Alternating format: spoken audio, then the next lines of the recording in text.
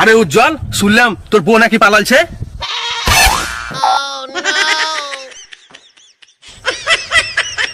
তুই কি করে জানলি? ভাইরাল ভাইরাল, গোটা পাড়াতে ভাইরাল।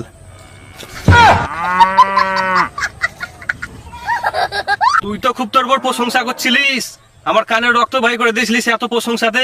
আমার বউ ভালো, আমার বউ রান্না করে দেয়, কলেজে পড়ে। কে তোর বউ কাছ সঙ্গে? উজ্জ্বল, ওরে কোথায় গেলি?